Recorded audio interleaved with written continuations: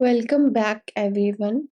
अब हम एरिस्टोटल की पोएटिक्स का सबसे फेमस और सबसे फ्रीक्वेंटली आस्क्ड टॉपिक पर आ गए हैं।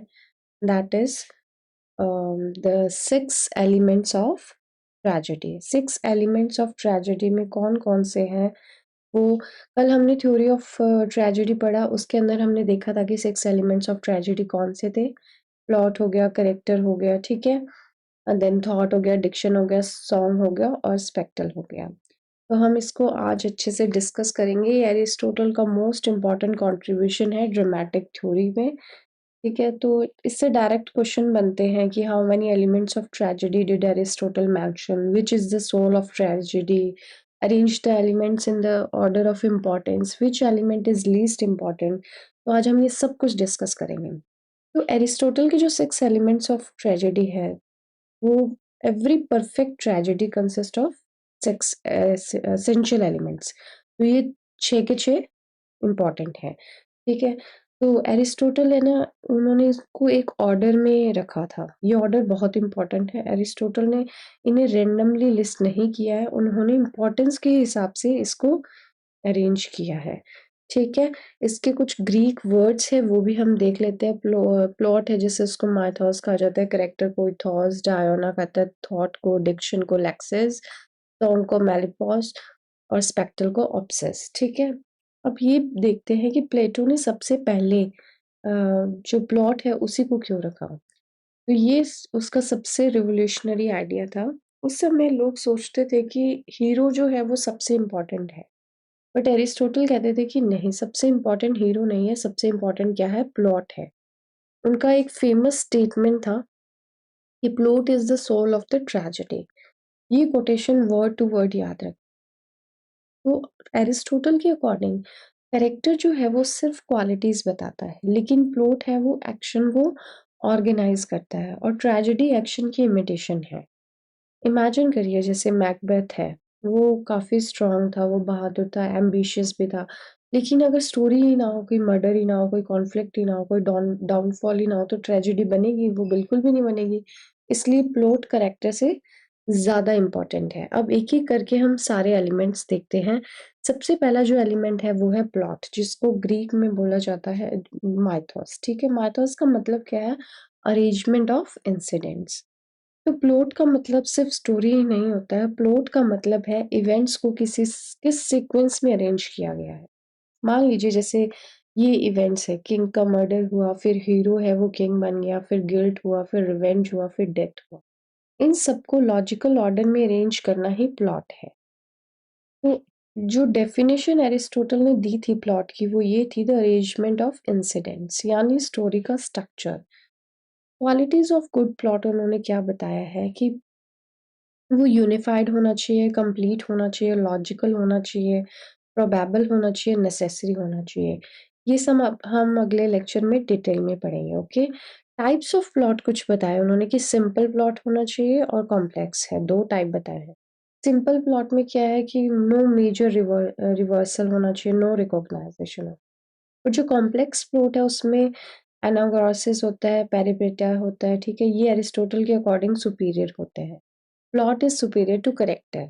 एरिस्टोटल का ये फेमस स्टेटमेंट है, men become happy और unhappy by action, not merely by character. यानी करेक्टर इंपॉर्टेंट है, लेकिन डेस्टिनी जो है वो एक्शन ही डिसाइड करता है। सेकंड जो एलिमेंट है वो है करेक्टर, जिसको ग्रीक में बोलते हैं इथॉस। इसका मतलब है करेक्टर। करेक्टर से मतलब है कि मॉरल क्वालिटीज होनी चाहिए, नेचर, बिहेवियर, पर्सनालिटी। अरिस्टोटल के अकॉर्डिंग गुड करेक्टर की जो क्वालिटीज है, एक ट्रेजिक हीरो का करेक्टर होना चाहिए, गुड होना चाहिए, अप्रोप्रिएट, रियलिस्टिक होना चाहिए, कंसिस्टेंट होना चाहिए। मान जैसे एग्जाम्पल हो गया हैमलेट का, हो गया मैकबेथ, ऑडिपस, किंग लियर, सबके जो करेक्टर्स हैं वो कंसिस्टेंट है। इसी वजह से ऑडियंस उन पर बिलीव करती है। करेक्टर वो है सेकेंडरी है, ये इंपॉर्टेंट पॉइंट है। एरिस्टोटल करेक्टर को सेकंड प्लेस पे रखते हैं क्योंकि विदाउट प्लॉट करेक्टर कुछ भी नहीं कर सकते हैं। थर्ड है थॉट। थॉट का जो ग्रीक वर्ड है वो है डायोना। इसका मतलब होता है थॉट, आइडिया, रीजनिंग, थीम। ये वो एलिमेंट है जो प्ले को इंटेलेक्चुअल साइड रिप्रेजेंट करते हैं, justice, power, destiny, revenge, ambition, identity. जैसे मैकबेथ में थॉट क्या था? Unchecked ambition destroys life. Oedipus Rex में क्या था thought? Human being can't escape fate. Thought audience को सोचने पर मजबूर कर देती है। नेक्स्ट एलिमेंट जो आता है वो है डिक्शन, लैक्सिस। उसका मतलब होता है language, expression, style. Simple words में अगर हम समझे तो कैरेक्टर्स किस लैंग्वेज में बोलते हैं। जैसे एग्जांपल्स हो गए, मेटाफर हो गया, डायलॉग हो गया, poetic language, sentence structure. Good diction audience पर स्ट्रॉन्ग इम्पैक्ट क्रिएट करती है। जिससे शेक्सपियर की मेमोरेबल डायलॉग्स हो गई, ये डिक्शन का ही एग्जाम्पल है। फिफ्थ है सॉन्ग। सॉन्ग को मेलोडी बोलते हैं, ठीक है, मैलस बोलते हैं। उसका मतलब हो गया म्यूजिक, सॉन्ग या रिदम। ग्रीक ट्रेजेडी में चॉरस सॉन्ग्स गाता था, इसी वजह से म्यूजिक इंपॉर्टेंट था। आज के थिएटर और सिनेमा में बैकग्राउंड म्यूजिक होता है, सॉन्ग होते हैं, साउंड इफेक्ट्स होती है। तो ये मैलस का मॉडर्न फॉर्म है। नेक्स्ट एलिमेंट आता है अपने पास स्पेक्ट्रल। स्पेक्ट्रल है ऑब्सेस, इसका मतलब होता है विजुअल प्रेजेंटेशन। जैसे कॉस्ट्यूम्स होगी, स्टेज की डेकोरेशन, लाइटनिंग होगी, स्पेशल इफेक्ट्स हो गए, एंट्री एग्जिट प्रॉप्स। तो एरिस्टोटल कहते हैं कि स्पेक्टेकल को बहुत ही लीस्ट इम्पॉर्टेंट मानते हैं, क्योंकि गुड ट्रेजेडी में जो स्क्रिप्ट होती है वो स्क्रिप्ट से बनते हैं, डेकोरेशन से नहीं बनती है। अच्छी ट्रेजेडी है वो स्क्रिप्ट से ही बनती है, आप डेकोरेशन कितनी अच्छी कर लो उससे नहीं बनती है।